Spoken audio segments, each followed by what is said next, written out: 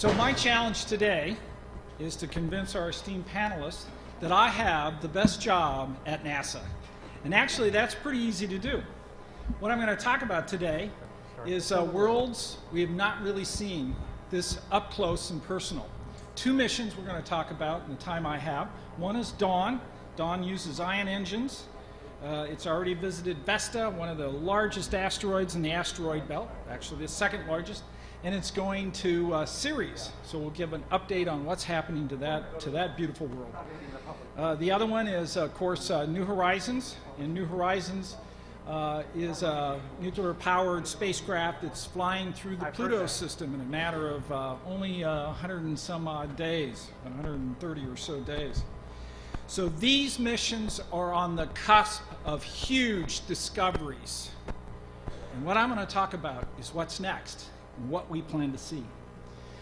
For me to be able to do that, I want to be able to put these two beautiful objects, Ceres and the Pluto System, in the context.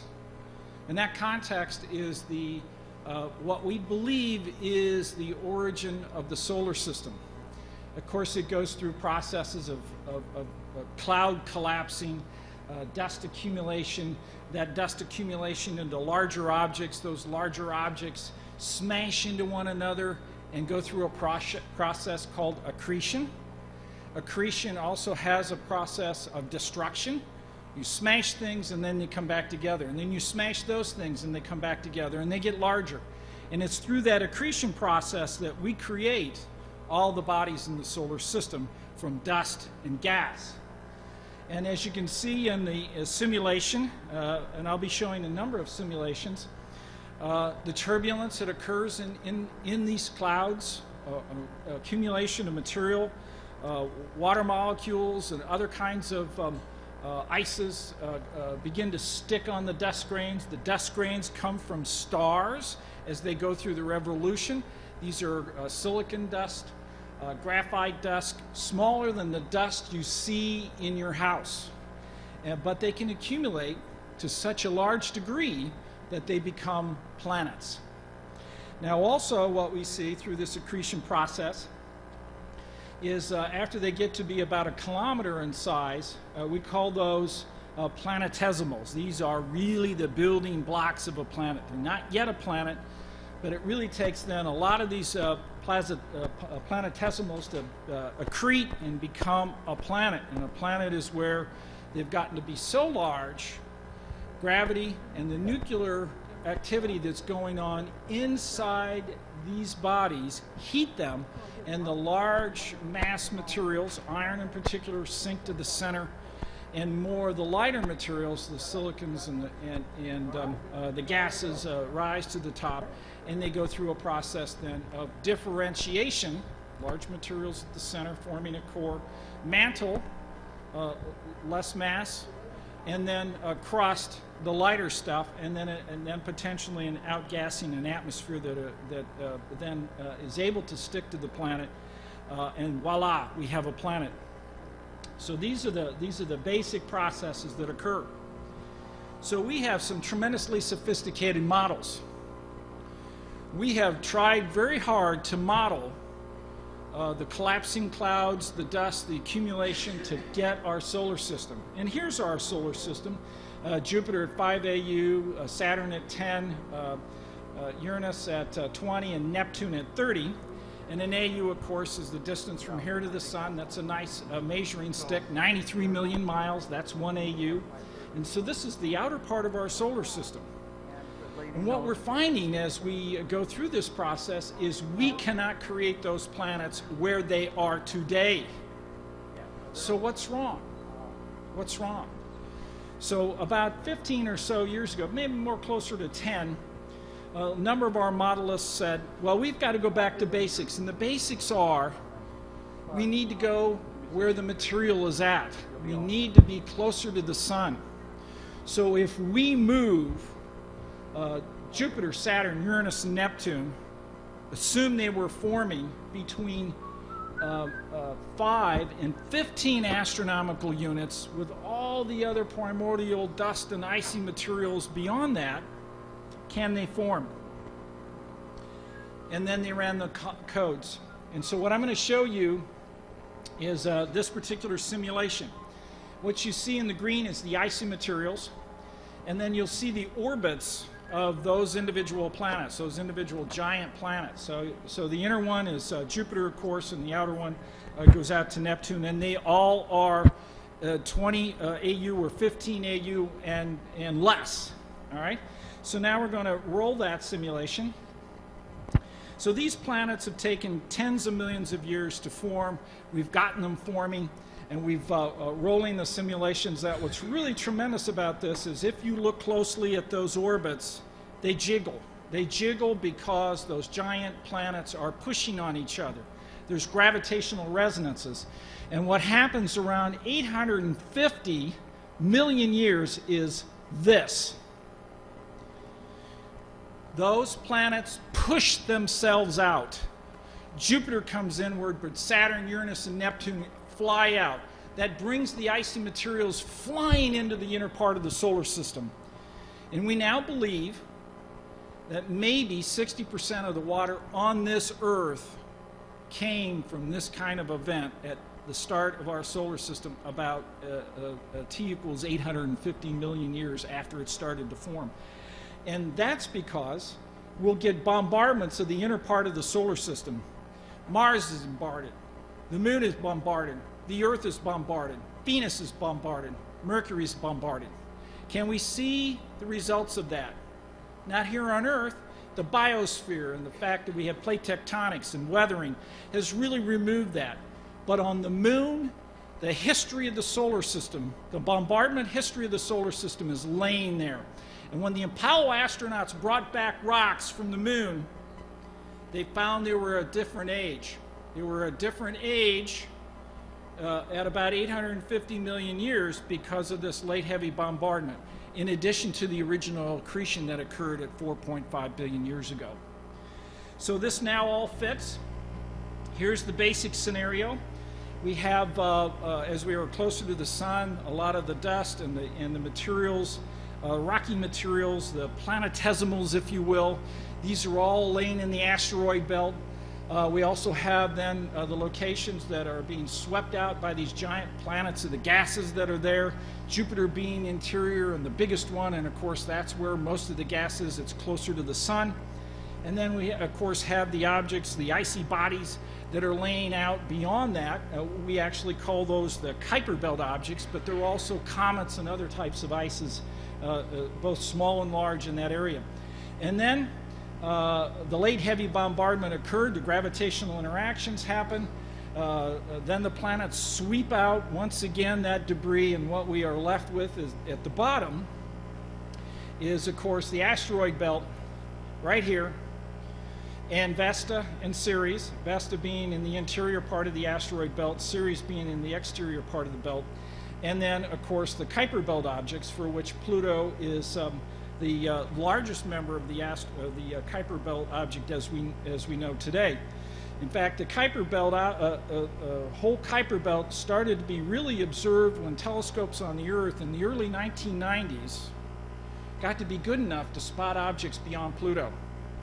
We now know there's at least 1,500 identified objects beyond Pluto in what we call the Kuiper Belt. But we believe there's tens of thousands and maybe 100,000 or more out there. So it's really a tremendously exciting part, a new part of our solar system. A new object is indeed out there. But what is Vesta and what is Ceres? Are they protoplanets? We call them dwarf planets at the moment. They're very large. Are they Kuiper Belt objects? Could they be Kuiper Belt objects? And indeed, if they were pushed in through this late heavy bombardment process that we now can model and see, they indeed might be just that, Kuiper Belt objects. Well, Dawn uses ion engines, some of the latest technologies that were proven by Deep Space One and now used by Dawn to get into orbit around Vesta. This is a fabulous set of technologies for which, as Dawn uses them, it constantly changes its orbit. I used to call it, well, it violates Kepler's law. It doesn't really violate Kepler's law. You start out with an elliptical orbit, and you just constantly change it until that orbit becomes the orbit of Vesta. and then Dawn gets captured by Vesta gravitationally, and that occurs when Dawn and Vesta are moving at about a relative speed of 60 miles an hour. Jets land on our runway out of Delos faster than that. And of course, New Horizons, when it flies by Pluto, will be going 14.7 kilometers per second. Completely different scenario in that one. We don't use ion engines on New Horizons. What did we learn about Vesta? Well, after a year of being in orbit, we saw a tremendously cratered body. It's nearly spherical, pardon me. It's nearly spherical. The color is indeed the mineralogy on the surface. It has ices. It has all sorts of different types of minerals on the surface. And in fact, we can determine what some of those are and relate that to meteorites that are in our archive today. And so this is really a spectacular body. It's an old remnant of the solar system. In fact, we now know what Vesta really is. It is our smallest increment, our building block of planets. It's only about 500 kilometers in size, and yet it has an iron core. It's gotten hot enough to differentiate. That core is about 110 kilometers in radius. We've identified from the mineralogy that indeed we have meteorites in our archive that did come from Vesta. We call these the HED meteorites. It's really, as I mentioned, that really early survivor in the solar system. It is a protoplanet, and the protoplanets then get together to create the larger objects, which are the planets. So that tells us a lot about the asteroid belt. The asteroid belt is made up of planetesimals and protoplanets like Vesta. But where's the planet? It's not there. We now know that the gravity from Jupiter is so great that a planet was trying to form in that orbit, but Jupiter would not let it. That's wonderful, and this is why Dawn is going to this region to study the asteroids in the asteroid belt, because it's like going back in time. It allows us to really look at what's happening at the early stage of our solar system for the creation of terrestrial planets by examining a number of objects in the asteroid belt. And indeed, here's Ceres. As you can see, it's not in the plane of the planets that we call the ecliptic. It's highly inclined, so it can be pretty tricky to get to it. But Ceres also must be a building block of a planet because it is twice as big as Vesta. So that's how we approach this. And as we got closer to Ceres, other observations were occurring. And here's one of the more latest observations. This was last year. The Herschel Space Telescope, it's an infrared telescope managed by ESA in the infrared, actually began to get some exciting spectra. Knowing that Dawn would be there, knowing that Dawn was going to be able to look at the mineralogy and look at the surface in great detail, what could we determine from our spacecraft at orbit? And what it found was a water emission line, and it found it at certain longitudes. So this was really a tremendously exciting discovery. Here we are. Vesta does have some water that's buried in it on its surface. We can tell it's hydrated a little bit. But here, this particular body is actually emitting water vapor, and it emits it in specific longitudes. What are these? Are these really water ice plumes like on Enceladus and potentially Europa? Or are they cryovolcanoes? Or did we not really make good measurements that night? Actually, there were so many nights, this is really a solid observation. So here's our best model of Ceres. We believe it has a rocky inner core. We believe it probably has an iron core, much like Vesta does. There has to be a water ice layer in it. We believe it has this icy crust. But is an ocean, does that exist on Vesta? Is it below the ice crust, between the bottom part of the crust and the rocky inner core? It depends on how thick the ice is. As we go down here on Earth, temperature increases. This must happen also on Vesta. on Ceres. As you go through the surface down through the ice, temperature has to increase. Perhaps it gets to the point where it does melt. Perhaps at the bottom of the crust there is an ocean. We don't know, but we're on the way to find out. Here's now Dawn's approach to Ceres. Each of these ticks are 2 days. This was what we call the capture event, which occurred on Friday of last week. This was really spectacular. Once again, Dawn, using its ion engines, just sort of saddled up to Ceres, and then all of a sudden Ceres grabbed it and started pulling it in orbit. So it makes this turn right here, and it's actually going to use its ion engines to start changing its orbit into a nearly circular polar orbit at a radial distance of about 13,000 kilometers. And in the meantime, along the way, it actually has stopped its ion engines, turned the cameras around, and really taken a good look at Vesta and gotten some rotational movies. So we've got several of those, and I thought I would show you what we're finding out before we even get into orbit. So here's the approach. This actually gives you a great idea on how we use the ion engines and when we turn them off. We can only take images when we turn the ion engines off because they're actually at the same side of the spacecraft as the engines, and so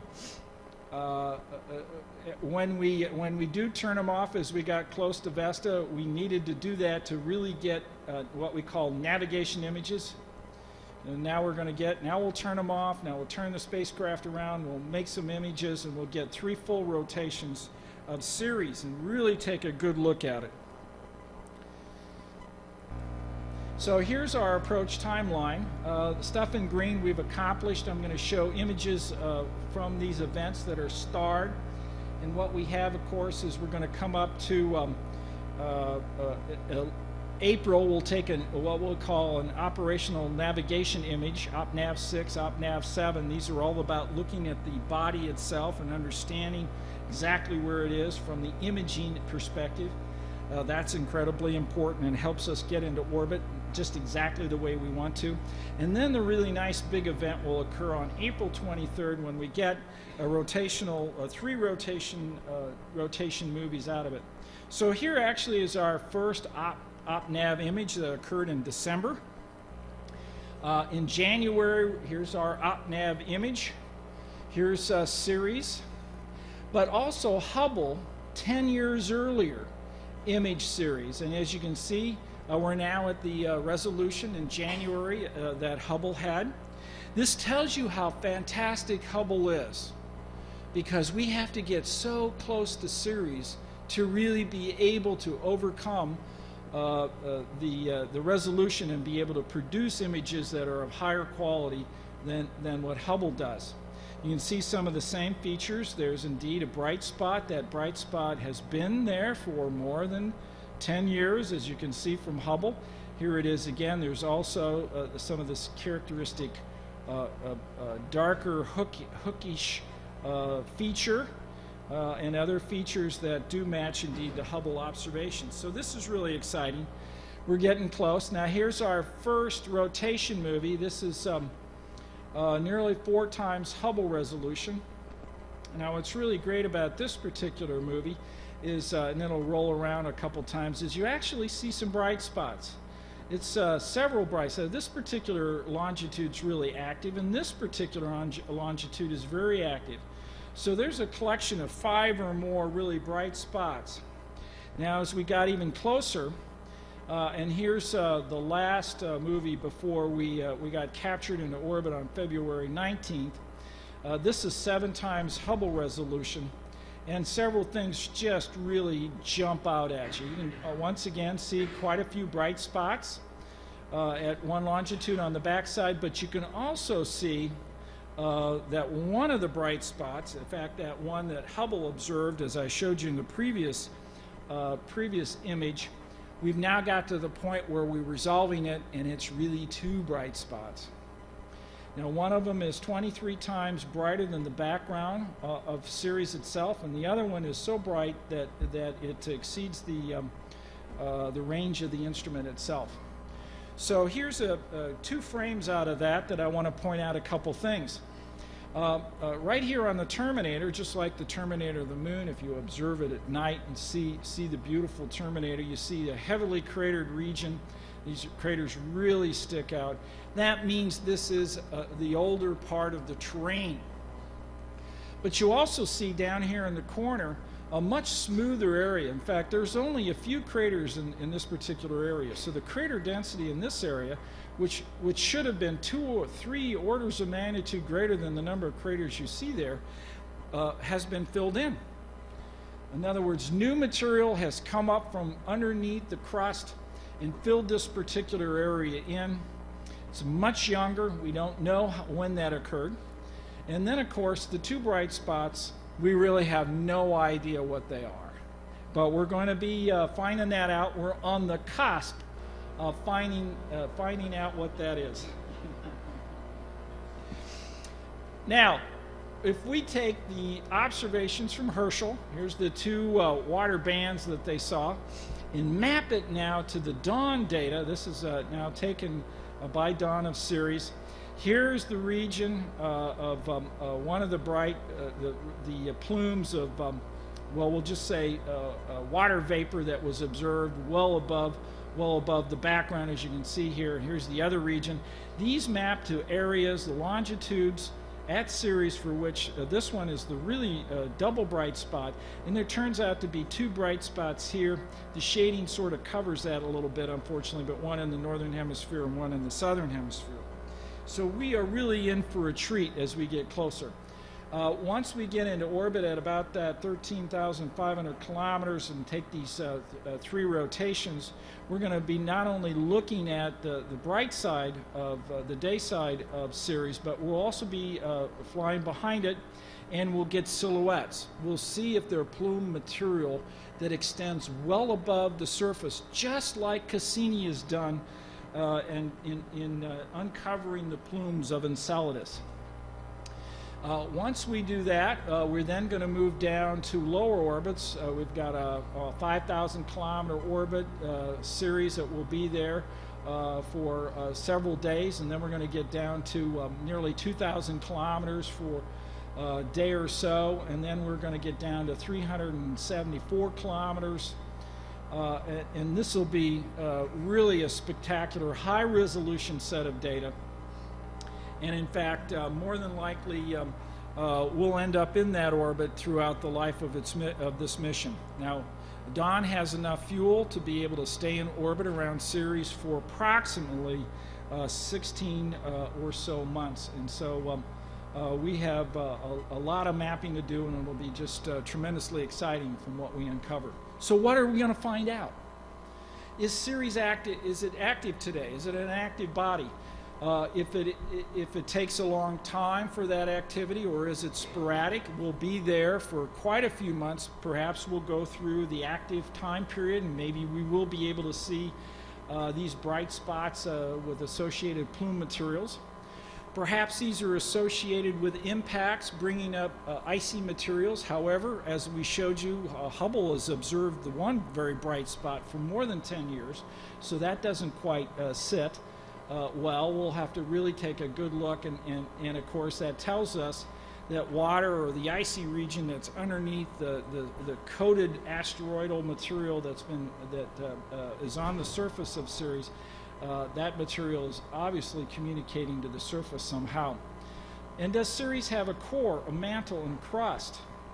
Or is Ceres a Kuiper belt object? Did it come from the far reaches of the outer part of the solar system and be more Pluto-like than it is more asteroid-like? And we'll have the opportunity to compare that, because our next mission will be flying through the Pluto system, and that's New Horizon. So New Horizons was launched in 2006. It's moving at about 14.7 kilometers per second. We believe the Kuiper belt, from what we can see of it, and the number of objects that we see, extend from a little inside the orbit of Neptune on out to 55 astronomical units. Perhaps it extends out further. And then in July, actually on Bastille Day, July 14, 2015, we are going to fly through the Pluto system. So what does that system look like?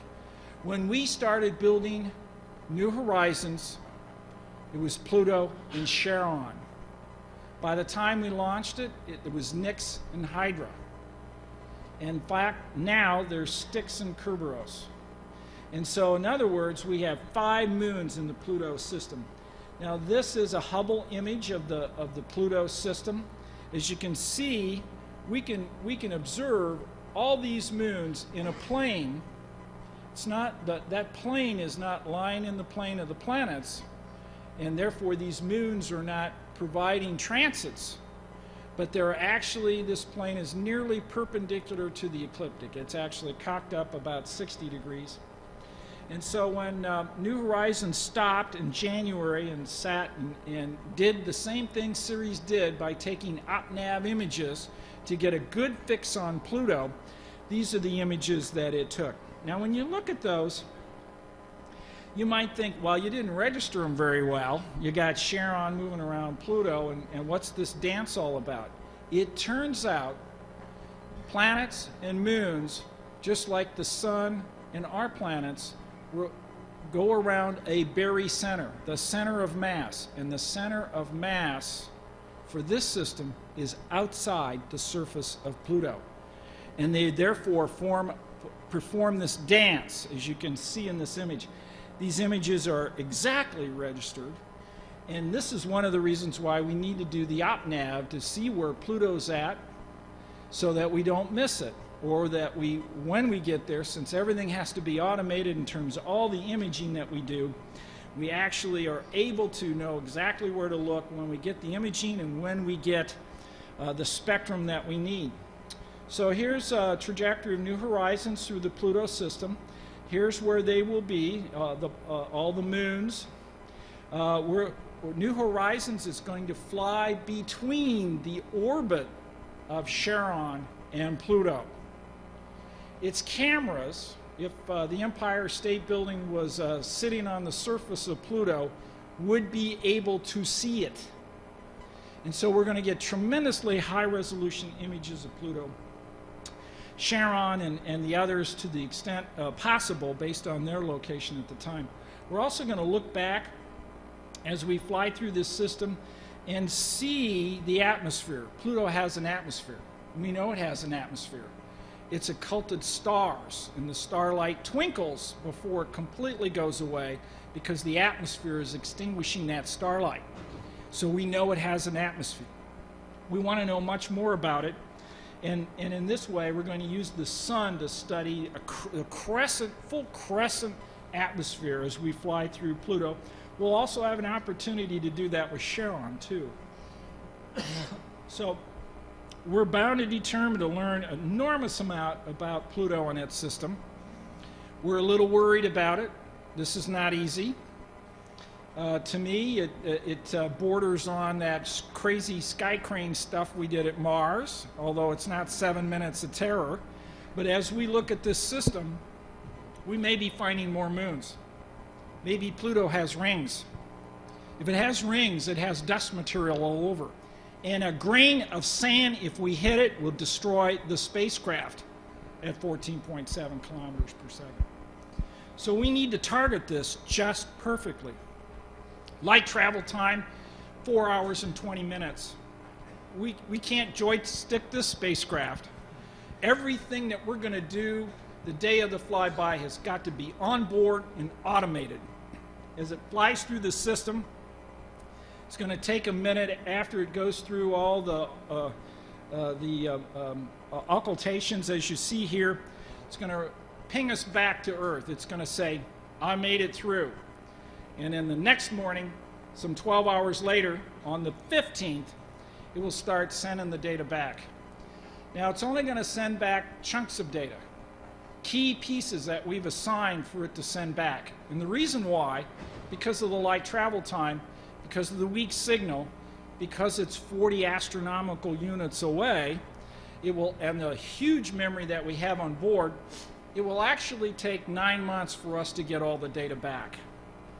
So we'll be getting snapshots of it, and it'll be absolutely astounding. It will be surprising. It will be revolutionary, and that's what's next. Any questions? And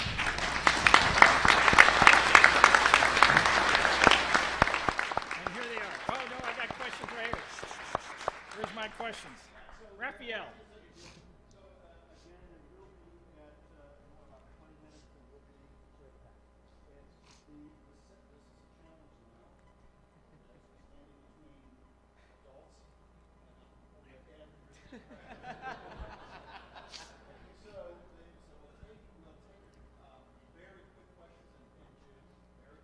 Very quick answers, I promise. Sure.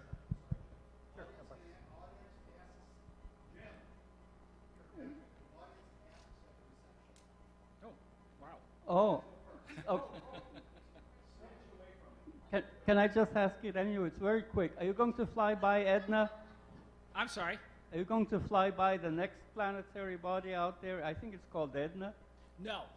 For sure we will not, because we don't have the fuel to do it. Okay, Patrick, where are you going? I'm already late for Oh, no. Well, then we must let you go.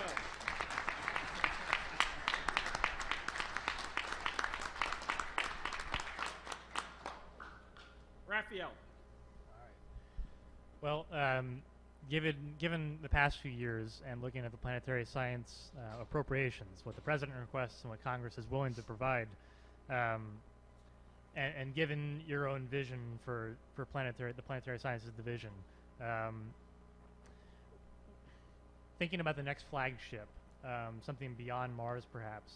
How do you see being able to navigate that? How do you see being able to navigate those waters, those budgetary waters, to be able to have a flagship to Europa or to Titan or to any other planetary body? Yeah, that's a great question. It's really tough to do. We're in a well, let me give you a quick hint on how we've been doing. We've been working very hard in a very austere time to be able to raise our budget. You know, we lost quite a bit of money as we went through the tough times. The president is starting to put that money back into the budget, and in fact, we have now a wedge for Europa mission, which is our top decadal mission, and that's the next big one that we're going to go after. And we're all going to put another rover on Mars that's like Curiosity. It's called Mars 2020 at the moment. You'll hear more about it tomorrow from my team. Claire, what do you got? How can you justify this as being important to the public? Okay. Why go to asteroids? Sure. So let me mention what happens in the asteroid belt. You know, the gravitational interactions that we saw that created the solar system as we now know it, and that we now can model, and we believe firmly that that's what happens. Jupiter is still doing that at the asteroid belt. Jupiter is still throwing asteroids into the inner part of the solar system. Right now we're tracking about 950 1 kilometer and greater planet killers. All right, and we need to watch those and make sure that we don't go by the way of the dinosaurs. So, you know, the more we know about our system and our neighborhood, the more we realize how fragile the environment we really have. And it's not just about the climate. You know, it's about the survival of the planet in the long term. Alex. You mentioned the Europa Clipper mission a few seconds ago. Why did you pick, or why did NASA pick Europa over Titan in the going forward? Okay, that's a really good question. We have the best minds in the scientific community get together about once every 10 years and really hash out what are the top things that we need to do. Titan was discussed, but Europa popped to the top. And it has been on the top of the list even in the last 10 years. So it's taken us quite a while to get around to doing Europa next.